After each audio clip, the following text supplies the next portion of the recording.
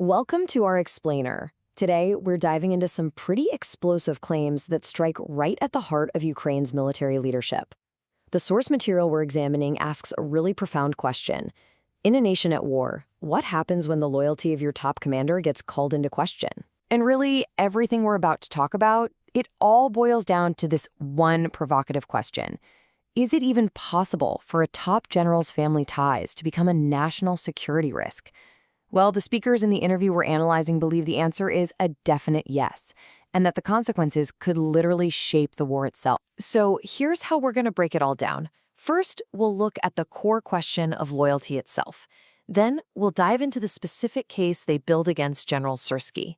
After that, we'll see how they claim this fits into a wider pattern of allegations.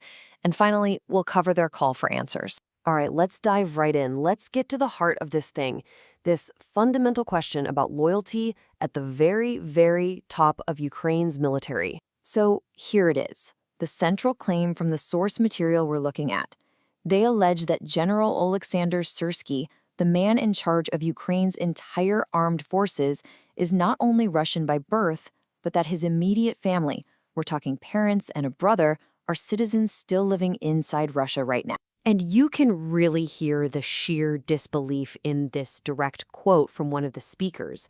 For them, it's just an unbelievable situation. And this one question is what really fuels their entire argument. Okay, so how exactly does the source build this case? What's the evidence they're pointing to? Let's get into the specific concerns they raise about General Syrskyi himself. And they get very specific with these claims. They allege his father is a retired colonel from the Soviet Army.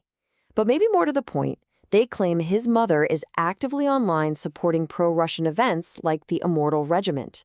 You know, that big Kremlin-backed initiative celebrating the old Soviet military. But here's the real worry for the speakers in the interview. It's not just about his family tree. It's about leverage.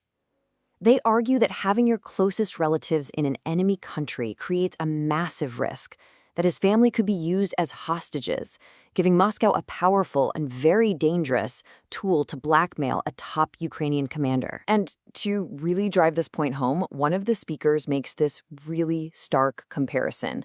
On one hand, you have their own father, who they say was taken prisoner by Russian services just for being pro-Ukrainian. And on the other hand, you have General Syrskyi's parents, who allegedly live peacefully in Russia, totally undisturbed.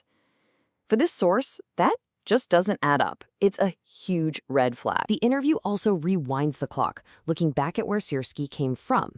They trace his career from being a Soviet officer, someone they claim held absolutely Soviet views, all the way to his job today. And according to them, even people who knew him back then are shocked to see him now leading the very army that was built to oppose that whole legacy. But this is where the story gets even bigger. Because the source doesn't stop with General Syrskyi, they argue that his case isn't just some one-off thing, but that it's actually one piece of a much larger, and in their view, more troubling pattern in the government. So this leads them to ask a really important question.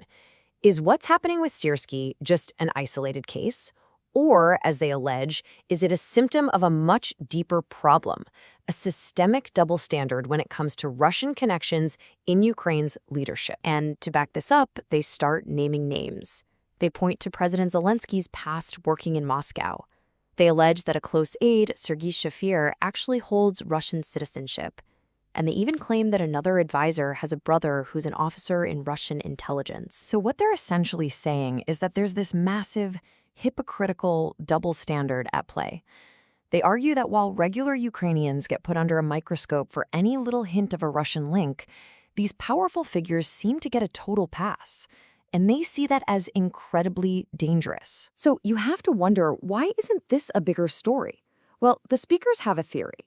They believe the president's office is actively suppressing it to stop a kind of domino effect.